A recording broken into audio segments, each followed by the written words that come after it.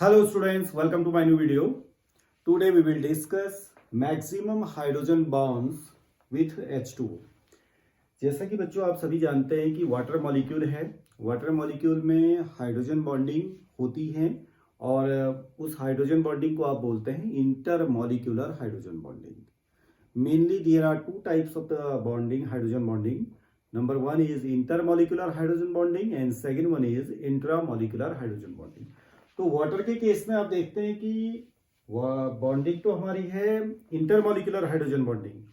अब वो लेकिन कभी कभी क्वेश्चन से पूछे जाते हैं कि मैक्सिमम हाइड्रोजन बॉन्डिंग कितनी है. तो आपको पहले तो ये देखना है कि वाटर में जो हाइड्रोजन बॉन्डिंग आप बनाते हैं कुछ इस तरह से आप लिखते हैं इसको O और H. जो बॉन्ड है आपका ये आपका पोलर बॉन्ड है because of the more electronegative nature of the oxygen. Hydrogen is very electropositive. तो ये बॉन्डिंग इलेक्ट्रॉन आपके किसके क्लोज रहेंगे? ऑक्सीजन के क्लोज रहेंगे. And due to this closeness of electron, ये electron bonding electron very close towards oxygen, this one acquire negative charge, partial negative charge, and hydrogen get partial positive charge. Okay. और same way दूसरे bond में भी आप बना सकते हैं. Okay. जो ये पॉजिटिव और नेगेटिव डेवलप हुआ है आपका, देखिए पॉजिटिव और नेगेटिव जो चार्ज डेवलप हुआ है, ये जो चार्ज सेपरेशन हुआ है due to the electronegativity difference between oxygen and hydrogen. तो इसकी वजह से क्या होगा, लाइक एक कंटेनर में अगर आपका, मैंने कहा कि सेकेंड मॉलिक्यूल, अगर एक कंटेनर में देखिए एक और मॉलिक्यूल मैंने बना दिया. एक कंटेनर में अगर आप एक टेस्ट ट्यूब में भी अगर आपने लिया है, वाटर लिया हुआ है, तो आप देखते हैं कि उसमें केवल एक वाटर का मॉलिक्यूल तो नहीं है, there are so many water molecules. Okay. तो ये सभी वाटर मॉलिक्यूल्स एक दूसरे से गेट टुगेदर होते हैं, एक दूसरे के साथ में जो बाइंड होते हैं वो किसकी कारण बाइंड होते हैं? Hydrogen bonding. और वो कौन सा हाइड्रोजन बॉन्डिंग है? Intermolecular hydrogen bonding. Intermolecular hydrogen bonding की वजह से वो क्या होते हैं? बाइंड है. ओके. तो जो इंटरमॉलिक्यूलर हाइड्रोजन बॉन्डिंग है उसको आप जो है कैसे एक्सप्रेस करते हो, पहले तो उसको देख लो. एक मॉलिक्यूल में आपने पोलैरिटी डेवलप की, इस तरह से आपने मॉलिक्यूल में पोलैरिटी शो करी. इसी तरह से सेकेंड मॉलिक्यूल में हम पोलैरिटी शो करते हैं, oxygen negative charge and hydrogen positive charge. Okay. The positive hydrogen of one molecule, okay, interact with the negative oxygen of another molecule. Water के एक मॉलिक्यूल में हाइड्रोजन पॉजिटिव और दूसरे molecule के O नेगेटिव के बीच में आपस में क्या हो रहा है? देखिए एक इलेक्ट्रोस्टैटिक इंटरेक्शन हो रहा है. ये जो पोलैरिटी डेवलप हुई है एक मॉलिक्यूल में और दूसरे मॉलिक्यूल में, ठीक है ना, जो ये पोलैरिटी डेवलप हुई है यही पोलैरिटी जो है दूसरे मॉलिक्यूल को इंटरेक्ट करने का काम करेगी. ओके. तो इस तरह का इंटरेक्शन जो है आप देखते हैं वैन डर वाल्स फोर्स में भी आप देखते हैं. तो हाइड्रोजन बॉन्डिंग के केस में अगर हाइड्रोजन इस तरह से अवेलेबल है तो उसको हम क्या बोलते हैं? हाइड्रोजन बॉन्ड बोलते हैं. वैन डर वाल्स फोर्स और भी वीक होता है, ठीक है ना. तो ये हाइड्रोजन बॉन्डिंग है, इसको हम बोलते हैं, देखिए एक मॉलिक्यूल है उसी सब्सटेंस का दूसरा मॉलिक्यूल है. ओके. तो टू डिफरेंट मॉलिक्यूल्स के बीच में वो सेम सब्सटेंस भी हो सकता है और क्या भी हो सकता है? डिफरेंट सब्सटेंस भी हो सकता है. कहने का मीन्स वाटर सेम सब्सटेंस के बीच में भी हो सकता है इंटरमॉलिक्यूलर हाइड्रोजन बॉन्डिंग, और डिफरेंट मॉलिक्यूल्स के बीच में भी हो सकता है. सपोज दैट एक वाटर मॉलिक्यूल है, एक HF मॉलिक्यूल है, एक वाटर मॉलिक्यूल है, एक अल्कोहल मॉलिक्यूल है, एक वाटर मॉलिक्यूल है, एक एसिड मॉलिक्यूल है कोई. इस तरह से भी हाइड्रोजन बॉन्डिंग आपके इंटरमॉलिक्यूलर ही बोली जाएगी. ओके. तो ये तो एक हमने हाइड्रोजन बॉन्डिंग आपको शो करी कि ये है आपका intermolecular hydrogen bonding. Intermolecular hydrogen bonding. Clear. Now हमने ये देखना है कि how many maximum hydrogen bond with one molecule of water. ये देखना, ये इंपॉर्टेंट है. अधिकतर कॉम्पिटिटिव एग्जाम्स में आप लोगों ने देखा होगा.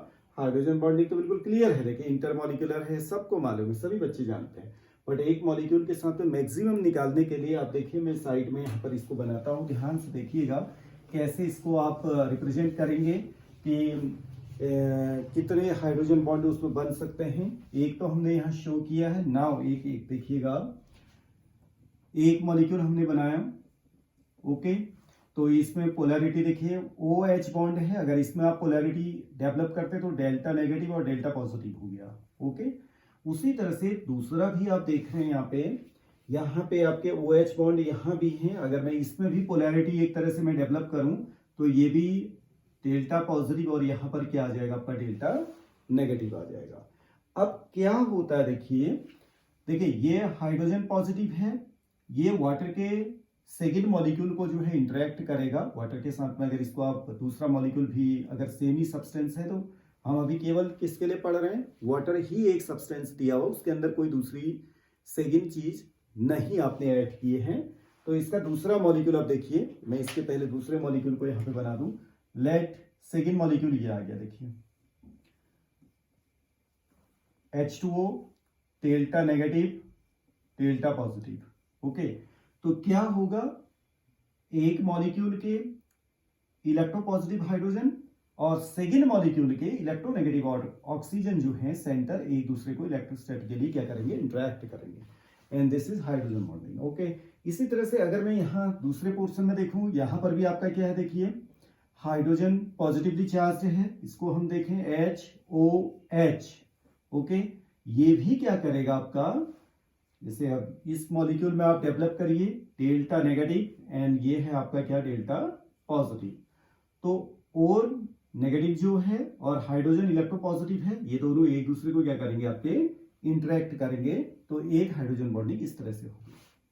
क्लियर, दो तो आपको दिखाई दे रही है। अब और क्या पॉसिबिलिटीज है इस मॉलिक्यूल के साथ में, क्या और हाइड्रोजन बॉन्ड बन सकते हैं, तो वो देखिए आप देख रहे हैं ऑक्सीजन में पार्शियल नेगेटिव चार्ज डेवलप हैं due to these two electropositive hydrogen atoms. तो इससे क्या होगा, ये वाटर का मॉलिक्यूल अब आपके ऑक्सीजन में नेगेटिव है तो किसी दूसरे वाटर मॉलिक्यूल के हाइड्रोजन को क्या करेगा, अपनी ओर को इंटरैक्ट करेगा। आप देखिए इस तरह से delta positive delta negative, okay. तो ये इलेक्ट्रोनेगेटिव ऑक्सीजन सेंटर इलेक्ट्रोपॉजिटिव जो आपका हाइड्रोजन है इसको इंटरैक्ट करेगा, तो एक हाइड्रोजन बॉन्डिंग इस तरह से होगी। अब आप साइमल्टेनियसली एक और देखिए कि एक डेल्टा नेगेटिव एक चार्ज और डेवलप हमने किया था, तो एक वाटर का मॉलिक्यूल और आपको यहां दिया जाएगा, ये हो गया। तो ये डेल्टा पॉजिटिव डेल्टा नेगेटिव, तो इनके बीच में भी आपस में क्या होगा, मैंने इतने दूर बना दिया, इसको पास बना देते हैं, थोड़ा सा इसको इसके नियर बना देते हैं जिससे कि आपको ज्यादा समझ में आए कि ये क्या दिया हुआ। देखिए अब इसको हम ऐसे लिख रहे हैं HOH, okay, delta positive delta negative, clear. तो यहां पे क्या हो गया, देखिए O नेगेटिव और इस H पॉजिटिव के बीच में एक हाइड्रोजन बॉन्ड ये और बन गया। तो इट मींस आपने कितने बना दिए, देखिए there are 4, 1 2 3 and 4। It means maximum आपके जो हाइड्रोजन बॉन्ड एक वाटर मॉलिक्यूल के साथ बन रहे हैं, देयर आर 4 हाइड्रोजन बॉन्ड्स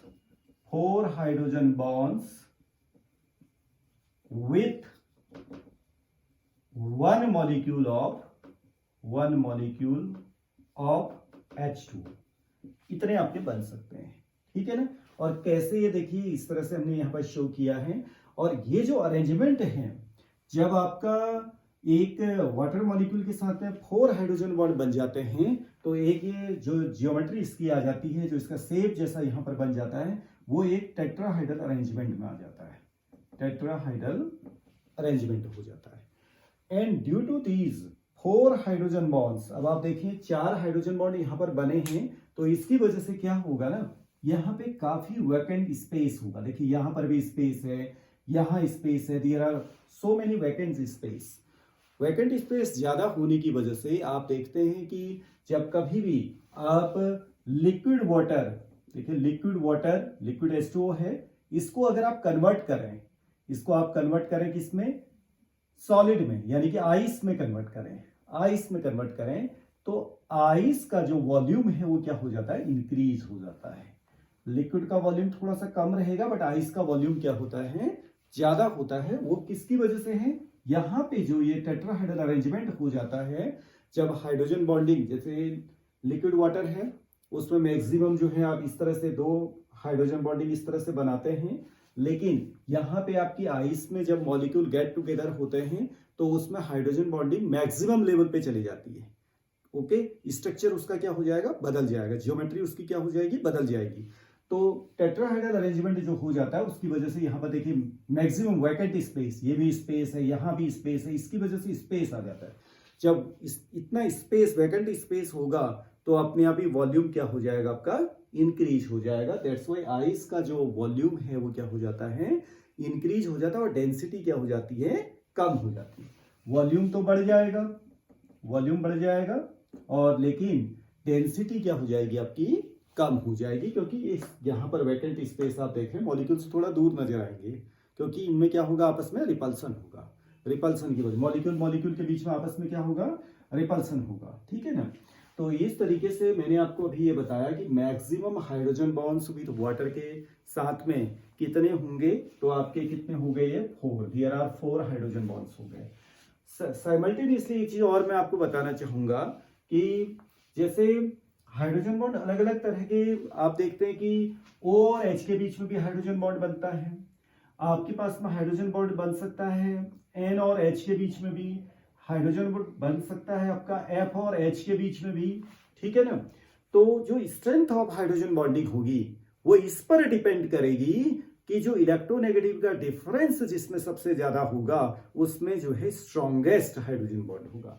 अगर बात करें हम इन तीनों की, लेट एक है आपका HF हाइड्रोजन फ्लोराइड, एक दिया हुआ है आपको H2O वाटर, और एक दिया हुआ है NH3।